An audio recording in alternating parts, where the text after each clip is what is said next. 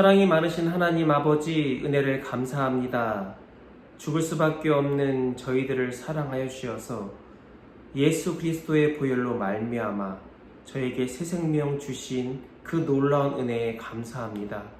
행여나 우리의 삶에서 그런 하나님을 향한 감사의 고백이 드러나지 아니하고 오직 나의 유익을 살아왔다면 그러한 모습을 용서하여 주시고 잊혀졌던 은혜가 깨달아져서 오로지 하나님의 영광만을 위해 살아갈 수 있도록 주님 붙잡아 주시옵소서.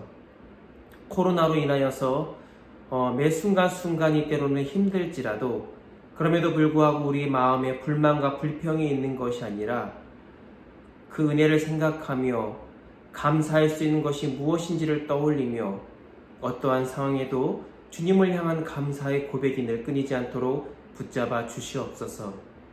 행여나 이로 인해 고통받고 있는 성도가 있다면 우리 주님께서 찾아가 주셔서 그 마음을 위로하여 주시고 회복시켜 주시옵소서.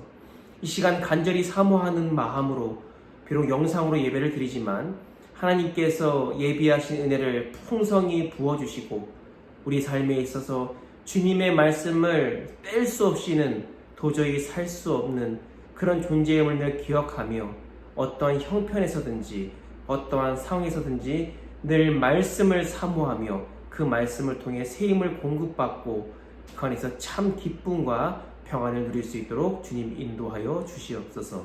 감사드리오며 예수님의 이름으로 기도드리옵나이다. 아멘.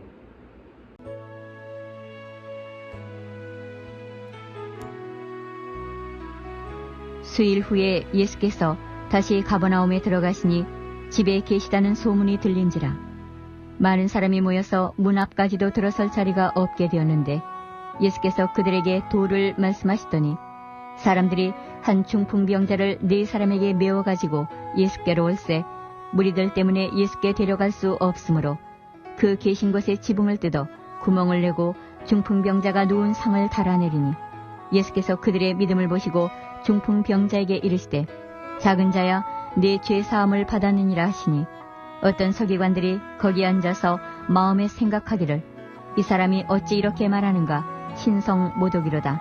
오직 하나님 한 분 외에는 누가 능히 죄를 사하겠느냐. 그들이 속으로 이렇게 생각하는 줄을 예수께서 곧 중심히 하시고 이르시되 어찌하여 이것을 마음에 생각하느냐. 중풍병자에게 네 죄 사함을 받았느니라 하는 말과 일어나 네 상을 가지고 걸어가라 하는 말 중에서 어느 것이 쉽겠느냐. 그러나 인자가 땅에서 죄를 사하는 권세가 있는 줄을 너희로 알게 하려 하노라 하시고 중풍병자에게 말씀하시되 내가 네게 이르노니 일어나 네 상을 가지고 집으로 가라 하시니 그가 일어나 곧 상을 가지고 모든 사람 앞에서 나가거늘 그들이 다 놀라 하나님께 영광을 돌리며 이르되 우리가 이런 일을 도무지 보지 못하였다 하더라. 네, 오늘의 본문의 말씀은 예수님의 기적을 다루고 있는 내용입니다. 이미 예수님께서는 이전에 참 많은 기적을 행하셨고 그것들이 사람들에게 많이 소문이 나니까 당연히 사람들은 몰릴 수밖에 없었습니다. 너무 많이 몰리는 사람 탓에 예수님께서는 편히 쉴 수도 없었고 때로는 사역에 집중하기엔 어려움도 분명히 있었을 것입니다. 그래서 동네에 편히 들어가시지 못하고 한적한 곳에 계시다가 며칠이 지난 뒤에 다시 가버나움으로 들어가셔서 한 집에 머물러 있었는데 그 소문 역시도 많은 사람들에게 들려져서 사람들이 발 디딜 틈 없이 모여들었던 것이지요. 어쨌든 예수님은 그곳에 모인 사람들을 위해서 다시 한번 하나님 나라의 복음을 가르치기 시작했습니다.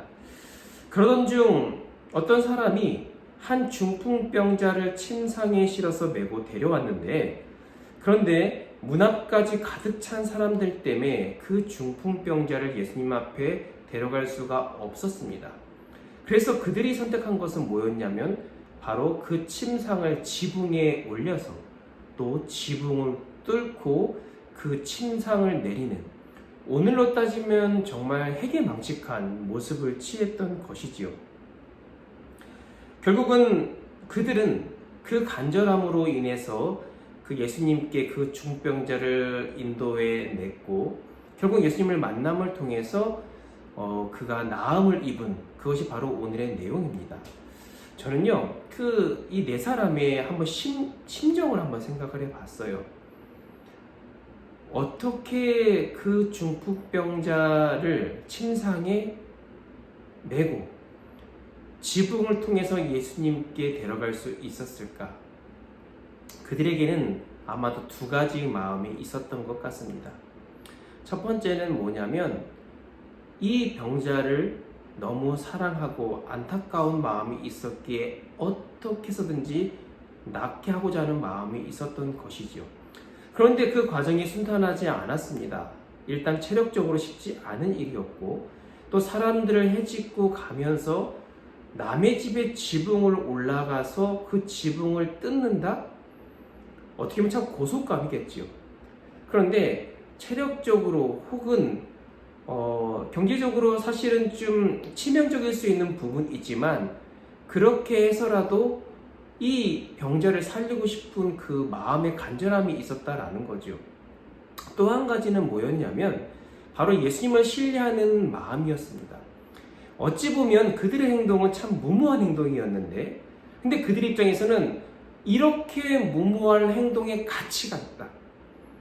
예수님께 데려가기만 한다면 지금은 힘들 수 있지만, 지금은 욕먹을 수 있지만, 그것은 우리가 감수하고 예수님께 데려가면 분명히 이 병자가 낫게 될 것이다.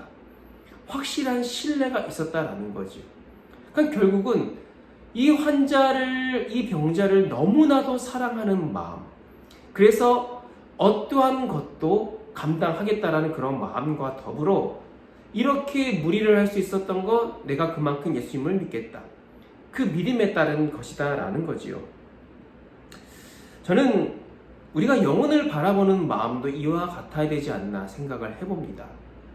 정말 어떻게 해서든지 주님께 데려가기만 한다면, 수단과 방법을 가리지 않고 포기하지 않고 주님께 데려가기만 한다면, 그가 주님의 말씀을 듣고 반드시 변화될 것이다. 회복될 것이다. 우리에게 그러한 사랑과 신뢰의 마음이 확고하다면 분명히 마침내 우리가 품고 있는 영혼이 주님 앞에서 변화되고 회복될 것을 여러분들 믿으시기를 간절히 바랍니다. 자, 어쨌든 그 환자가 이제 예수님 앞에 섰습니다. 그러면서 예수님께서 뭐라고 말씀을 하셨냐면, 그 중풍병자에게 내 죄사함을 받았다, 내가 죄사함을 받았다라고 이제 이야기를 합니다. 그런데 그곳에 있던 어떠한 서기관이 이 얘기를 듣고 생각을 했어요. 아니, 죄를 사할 수 있는 것은 하나님밖에 없는데 당신이 무엇인데 죄를 사하냐? 이거는 신성모독이다. 그런데 예수님께서는 그 서기관의 생각을 아시고 이렇게 질문을 도리합니다. 중풍병자에게 내 죄를 사함을 받았다라고 하는 말과 일어나 내 상을 가지고 걸어가라 하는 말 중에 어느 것이 더 쉽겠느냐라고 이야기를 하는 거죠. 우리는 여기서 한 가지 의문점을 갖습니다. 죄를 사함을 받는 거랑 중풍병자가 낫는 거랑 무슨 연관성이 있는가? 그 당시에 유대인들이 생각하기에는, 또 레위기에도 보면 여호와의 규례와 계명을 준행하지 않는 사람에게 그 폐병과 열병을 내리겠다라는 경고가 기록이 되어 있습니다. 그러니까 이 말씀만을 딱 봐왔던 유대인들에게 있어서는 결국은 이러한 병에 걸린 것은 네가 죄를 지었기 때문에, 네가 큰 죄를 저질렀기 때문에 이러한 큰 병을 걸렸다, 죄에 대한 결과로 이해하고 있었습니다.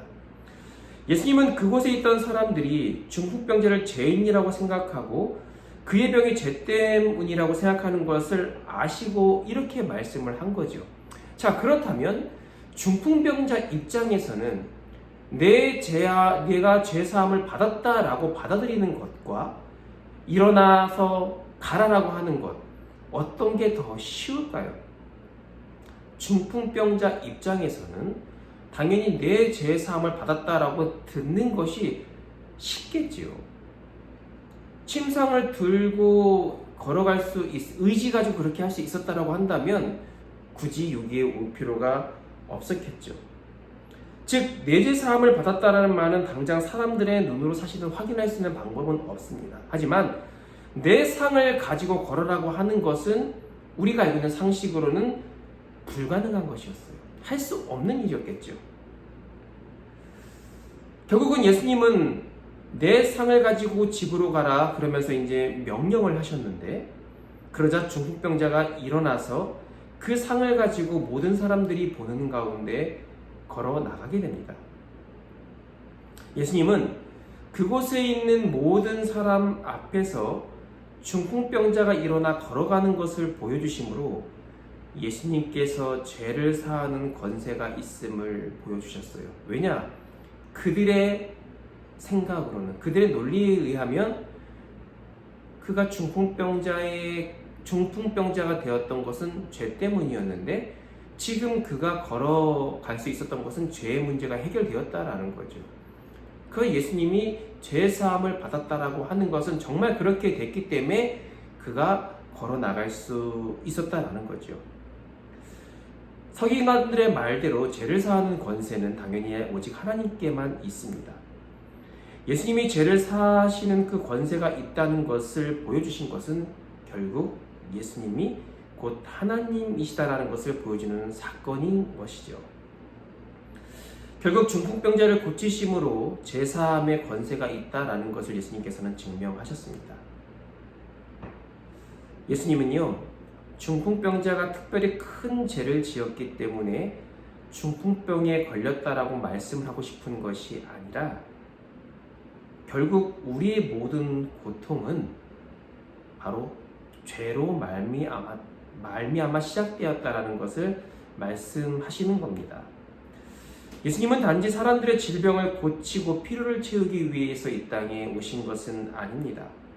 모든 고통의 근원인 죄와 사망을 해결하러 오신 분이십니다. 오직 예수 그리스도의 십자가를 통해서 그것만으로 죄와 죽음으로부터 벗어나 하나님 나라에 들어갈 수 있다라는 거지요. 오직 이 땅에는 죄와 저주가 여전히 가득하지만 하나님의 나라의 백성인 교회는 이미 죄와 사망을 해결하신 예수 그리스도를 믿고 의지함으로 주 안에서 평안과 소망을 누릴 수 있다라는 것입니다. 오늘 중풍병자의 나은 모습을 통하여서 단순히 어떤 질병의 문제가 아니라 우리의 삶의 문제, 죄의 문제, 그 사함의 권세가 오직 주님께 있음을 기억하면서 오직 그분을 바라보며 때로는 용서를, 때로는 회복을 구함을 통하여서 이 세상 가운데 평안과 소망을 누리며 살아갈 수 있는 우리 모두가 되기를 간절히 소원합니다. 우리 시간 함께 기도 제목을 보면서 기도하기를 원합니다.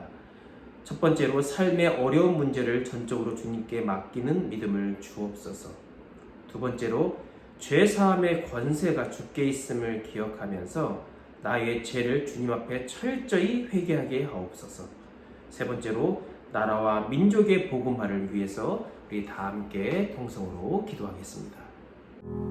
오 주님, 당신은 내 삶 구석구석까지 감찰하시며 나를 응원하시는 분, 내 길을 밝혀서 영원한 생명의 길로 인도하시며 나를 격려하시는 분, 오 주님, 당신은 내 삶 구석구석까지 감찰하시며 나를 응원하시는 분, 내 길을 밝혀서 영원한 생명의 길로 인도하시며 나를 격려하시는 분, 크고 작은 갈등을 겪곤 하지만